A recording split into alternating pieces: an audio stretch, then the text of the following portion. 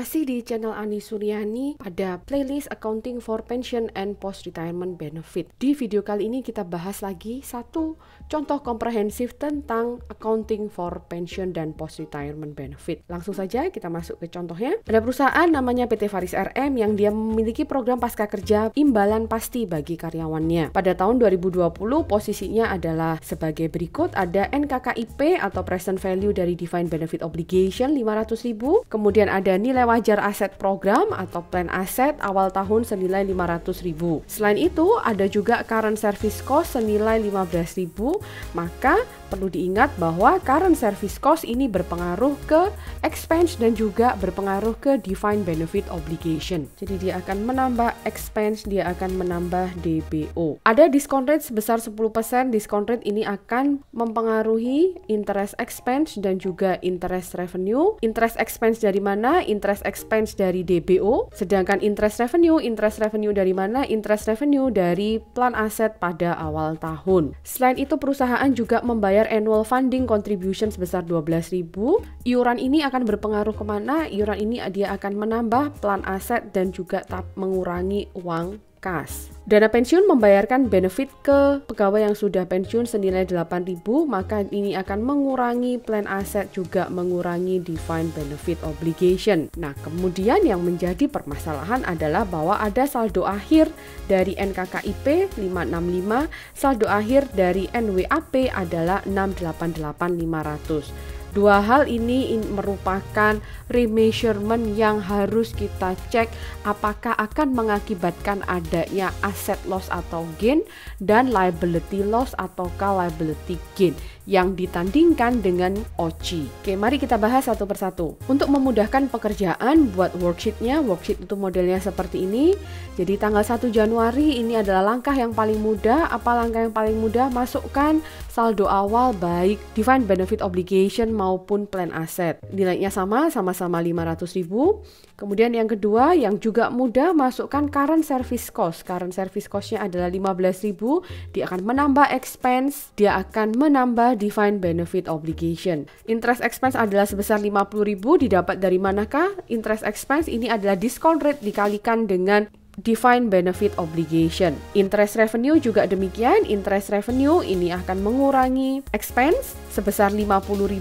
Dihitung dari manakah 50.000? 50.000 ini merupakan discount rate dikalikan dengan plan aset. Perusahaan membayarkan iuran tahunan kepada dana pensiun, maka iuran tahunan ini akan menambah plan aset dan mengurangi uang kas. Sedangkan benefit yang dibayarkan kepada pegawai yang telah pensiun ini akan mengurangi plan aset dan juga mengurangi defined benefit obligation. Perhatikan ya, di sini ada tanda kurung, yang di sini tidak ada kurung, berarti ini saling bertentangan. Berikutnya kita harus menentukan apakah ada asset gain or loss dan juga liability gain or loss. Yang pertama kita lihat dulu dari sisi defined benefit obligation.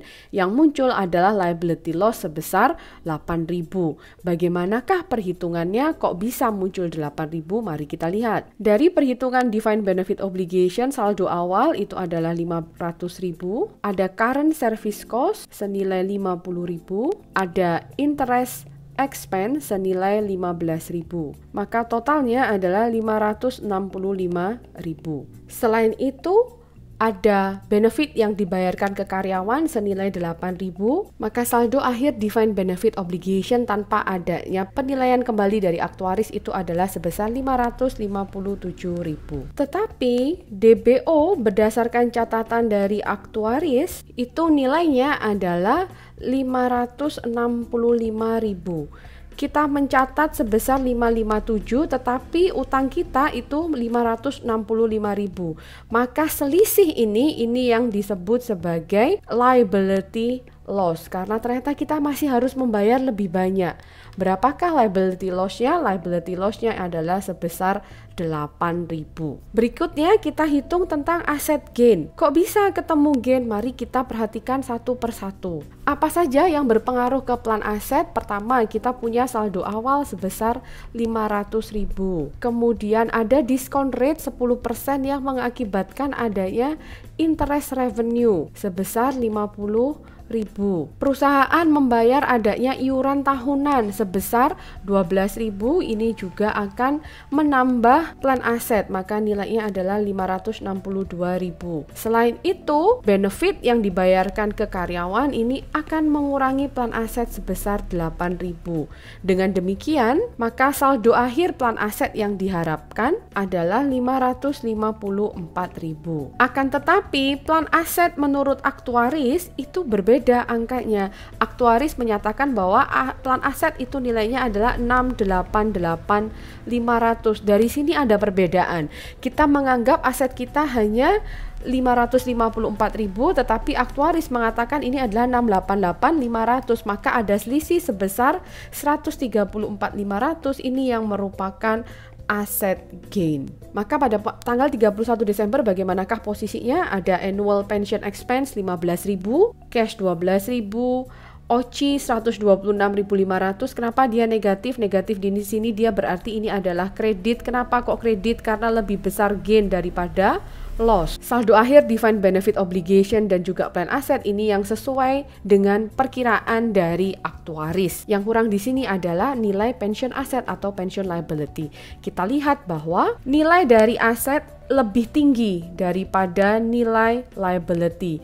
Dengan demikian yang muncul adalah pension asset sebesar 123.500. Pada akhir tahun perusahaan perlu membuat jurnalnya didebitkan pension expense, kemudian debitkan pension asset, kita kreditkan other comprehensive gain, dan kita kreditkan ke kas. Berikutnya kita akan bahas tentang bagaimanakah defined benefit plan ini dilaporkan di laporan keuangan.